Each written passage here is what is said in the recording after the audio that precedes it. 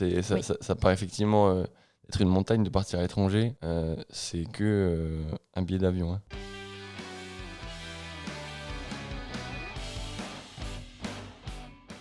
Bonjour à tous. Bonjour à tous. Bonjour à tous. Hello Fanny. Hello Fanny. Comment ça va? Ça va et toi? Très va bien. Ça va très bien. Yael m'a dit, question très dure. Ah d'accord. Non, j'avais du mal à choisir parce que j'avais pas mon acolyte Justin pour m'aider. Mais du coup, j'ai pensé comme Justin. Alors, partir à l'étranger, comment se préparer? Ça rime en plus. Si vous voulez partir travailler à l'étranger, par exemple, on a une nouvelle opportunité dans un autre pays.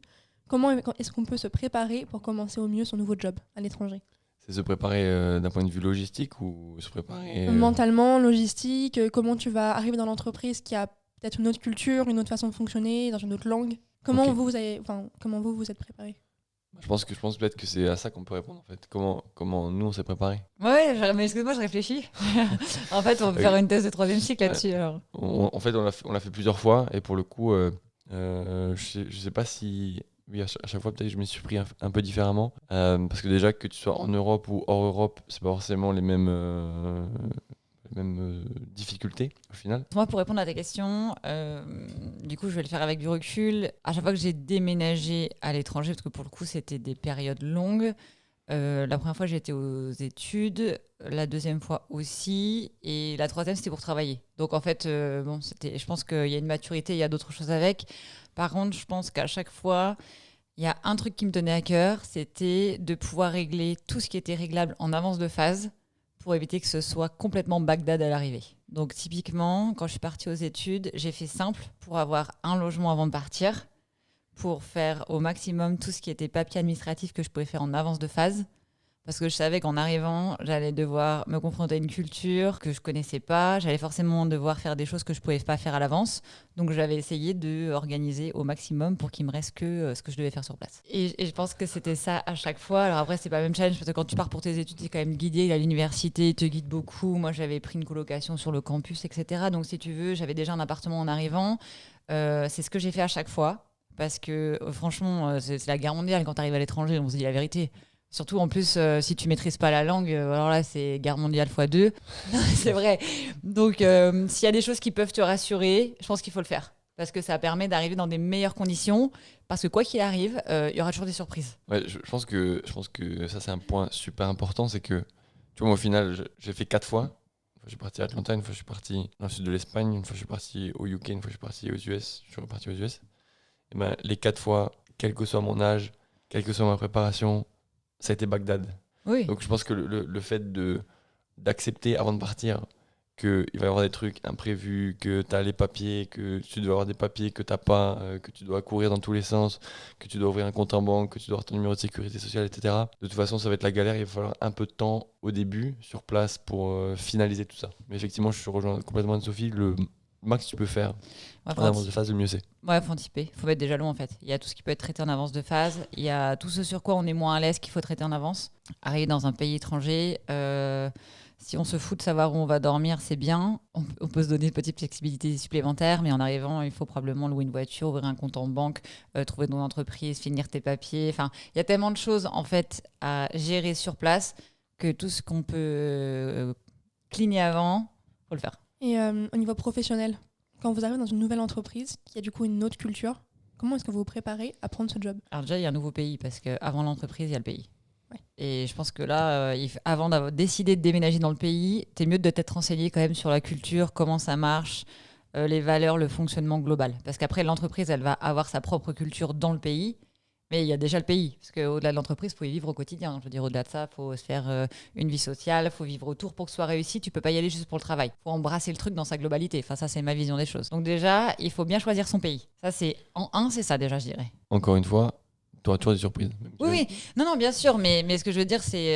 je suis d'accord. Je vais être extrême. Hein. Si tu détestes être dans un endroit où il y a plein de monde, être oppressé, être dans une fourmilière, bah en fait, va pas en Chine, quoi. Tu vois ce que je veux dire? Parce que... Ou dans une grande ville. Ou dans New une York, grande ville, mais je veux dire, là, je prends l'extrême... Enfin, tu vois, c'est là où, avant d'aller au niveau de l'entreprise, il y a déjà le pays. Il y a déjà le pays, son fonctionnement, sa culture, ce que tu vas y retrouver. Puis après, il y a l'entreprise. Alors je pense effectivement que c'est intéressant peut-être de parler à des gens en avance de phase qui ont peut-être eu l'expérience aussi. Mais pour le coup, pour répondre à ta question sur l'entreprise, moi j'ai un mot que je partagerai à tout le monde qui est pour le coup un retour d'expérience que je n'ai pas appliqué dans l'une de mes expériences, qui est observer. Observer comment ça se passe. Observer comment les gens travaillent. Observer comment les gens interagissent. Je vous donne un exemple. Moi, quand je suis parti de France au UK, j'étais à Toulouse. Je sais pas si j'ai déjà raconté, j'étais à Toulouse. Et après, je suis parti à Bristol. Et à Toulouse, voilà, j'étais dans un environnement Airbus où tout le monde a le sang chaud. Tu as beaucoup de Français, tu as beaucoup d'Espagnols. Ça se chauffe un peu en meeting, ça se challenge, etc. Et puis après, on va boire un café ensemble, quoi. Il n'y a pas de sujet. Donc moi, je suis arrivé avec ce même mindset, et qui, pour moi, c'était mon mindset de travail, parce que j'ai commencé à travailler à Toulouse, donc je pensais que c'était comme ça qu'on travaillait. Et je suis arrivé avec ce mindset-là à Bristol. Donc à challenger les gens en meeting, à les secouer un peu. Et je voyais qu'il se passait rien, les gens ne me répondaient pas. Enfin, les gens, ils absorbaient tout ce que je disais, mais aucune réponse au final. Et progressivement, je me suis grillé. En fait, je me suis grillé parce que les gens haute culture anglo-saxonne, bien plus dans, je dirais, le retrait, le flegme, et pour le coup, bien plus difficile à lire en termes de situation. Et pour le coup, ça a vraiment été pour moi un gros apprentissage, de d'abord comprendre comment ça se passait, parler avec des gens locaux qui aussi peut-être ont une culture internationale, qui peuvent te dire, attention, et pour le coup, c'est ce qui s'est passé pour moi, attention, ici, ça se passe pas comme ça. Et heureusement qu'on me l'a dit. Non, je rejoins.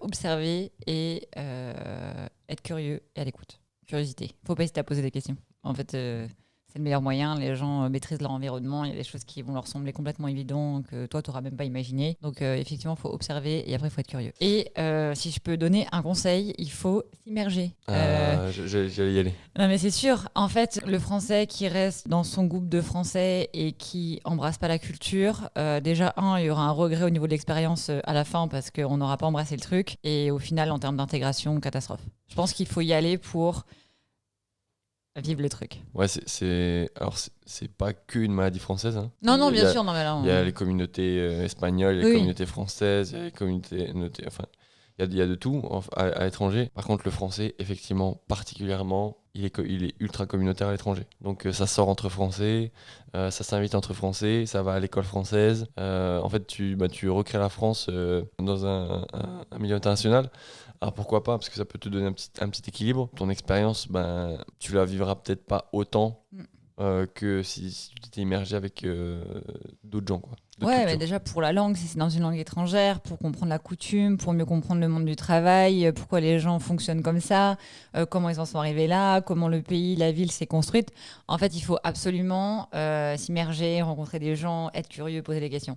Moi, il y a quelque chose qui m'a beaucoup aidé à plusieurs reprises, c'est d'intégrer des groupes d'amis. Donc alors, toi tu viens seul, ou pas d'ailleurs, hein, mais tu peux venir seul, et t'intègres un groupe d'amis éventuellement déjà fait ou qui est en train de se faire, avec des gens ou des locaux ou des gens internationaux. Et pour le coup, ça te force aussi à sortir de ta zone de confort, à faire des trucs que tu n'aurais peut-être pas fait ailleurs. Moi, je me suis retrouvé à faire des trucs dans des ranchs en pleine Géorgie que j'aurais jamais fait si j'étais resté dans mon petit carcan français d'expat, quoi. Ouais, c'est clair. J'ai fait la même version pêche des glaces. Et du coup, c'est ça, mais ça change tout. En fait, ça change tout. Moi, la première fois que je suis partie au Canada, j'étais au Québec et j'étais hyper contente quand j'ai découvert que mes 3 autres colocs, c'était des Canadiens en fait. Je me suis dit, c'est génial, il n'y a pas d'autres Français, il n'y a pas d'étrangers, j'ai pas le choix, je plonge dans le truc, quoi. Et ça fait toute la différence. Un dernier truc que je voulais partager aussi, c'est le fait de ne pas survendre la culture française. La France, c'est bien, j'adore la France, je suis français, etc. Super, elle m'a sur le cœur. Par contre, il y a d'autres cultures super intéressante, tout aussi intéressante que la culture française, tout aussi intelligente, pragmatique, rationnelle, efficace que la culture que les Français. Et du coup, le fait de rapporter à chaque fois tout à la France, c'était mieux en France, ou en France on fait comme ça, etc. Si on te le demande pas, ça peut aussi être très vite éventuellement lourd pour les personnes autour de toi, et notamment au travail. Donc je dirais qu'il faut, au même titre que l'immersion, je dirais sociale, il y a aussi une immersion professionnelle. et le fait d'aborder de nouvelles méthodes, de nouvelles façons de travailler, c'est une richesse supplémentaire que tu vas pouvoir aussi t'approprier, quoi, et qui va te rendre well-rounded. Ah bah c'est sûr que à la seconde où tu mets les pieds à l'étranger, le maître mot c'est adaptation. En fait, il faut pas imaginer continuer à vivre de la même manière que dans son pays et dans la ville dans laquelle on était avant. Et ça passe aussi pour la nourriture, les horaires, pour tout en fait. Sinon, il faut rester où on est. Trop dur. Trop dur, trop à contre-courant. Ça, c'est comme le saumon qui remonte la rivière à l'envers. Même principe. En fait, épuisement, et ça peut pas marcher. Tu peux pas embrasser le truc et venir chercher ce qu'au final, tu viens chercher à la base. Et pour le coup, je pense qu'il y a un truc qu'on n'a pas abordé, mais qui est super important, c'est la langue. L'anglais, c'est bien. Par contre, si vous voyagez dans un pays qui n'est pas anglo-saxon, moi, je ferai un max d'efforts pour apprendre les bases, au moins, de la langue du pays d'origine, quoi. Et du coup, en fait, ça me semblait la base. En fait, alors après, c'est peut-être ma déformation, mais si tu vas faire un semestre ou une année en Espagne, si c'est pas pour apprendre l'espagnol, pourquoi tu y vas ? C'est pour apprendre l'anglais, tu te trompes de pays, quoi. Tu vois, du coup, pour moi, Oui, c'était c'était un prérequis parce que si tu veux te perfectionner en anglais, va pas en Espagne, va dans un pays anglophone et là, du coup, progrès fois 1000. Et c'est lié aussi à l'immersion. L'immersion va t'aider. Enfin, le fait de t'immerger avec des gens, sinon tu vas rentrer chez toi et puis faire des Skype avec ta famille et puis tes amis, quoi. Ouais, mais c'est frustrant. Ouais, c'est frustrant en fait quand tu fais pas le max par rapport à ça. Parce qu'en fait, c'est facile. Moi, je peux le dire. Quand t'es un peu malin, c'est facile de détourner les règles pour t'en sortir. Il y a des pays dans lesquels tu peux continuer à utiliser ta langue ou parce qu'il y a des expats, continuer à parler ta langue pour te trouver des solutions. Moi, j'avoue l'avoir fait pour me gagner du temps et pour être efficace parce que je travaillais et du coup, il fallait que je délivre. En fait, j'ai vite changé la vie. Ok, ça m'a facilité. Par contre, non seulement j'apprenais rien, j'étais frustrée parce que je progressais pas. Et au final, j'ai été bloquée parce que tout le monde, il n'y a pas que des expats, quoi. Donc, autant démarrer au jour 1. C'est-à-dire qu'il faut y aller jour 1, quoi. Conseil bonus, on a le temps pour un conseil bonus. Girlfriend ou boyfriend local. Mais en fait, on rigole. Faire de la pub pour Tinder. Non, Télécharger Tinder, les gars. Non, mais on rigole, mais ça change tout. Oui. Ça change tout. Si il ou elle ne parle que la langue locale, forcément, il y a un gros... J'imagine que très rapidement, tu progresses. Mais c'est sûr. Et puis la famille, et puis les amis, et puis petit conseil bonus, des êtres humains avant tout. Oui, après ça marche aussi si les gens veulent faire du sport et puis qu'ils s'inscrivent dans un club de je sais pas quoi de sport ou dans un club de cuisine ou dans n'importe quoi. Mais il faut s'inscrire et parler à des gens qui viennent du pays, qui sont locaux, parce que même n'être qu'avec des étrangers, c'est bien parce que t'es pas qu'avec des gens qui parlent ta langue. Si tu traînes, je prends l'exemple du Canada à Toronto, si tu traînes avec des Espagnols, des Français et des Indiens, au final t'as toujours pas la culture locale, t'as toujours pas le bon niveau d'anglais, t'as toujours pas ça, quoi. Donc c'est bien parce que tu te fais des amis, il y a une diversité, mais il faut aussi du local. Il suffit de décider. Ça paraît effectivement être une montagne de partir à l'étranger. C'est que un billet d'avion et une valise. Ouais, 2 valises pour une fille quand même. 2 valises. Et un bagage à main. Est-ce que tu te sens prête à attaquer une année à l'étranger avec tout ça ? Ah mais je me sens prête, moi j'y vais, je signe. Est-ce qu'on a répondu à ta question ? Ouais, je pense que vous avez donné plein de conseils super intéressants pour tout le monde. On arrête là-dessus ? On arrête là-dessus. Merci à vous. Merci Fanny, merci à tous. Bonne journée.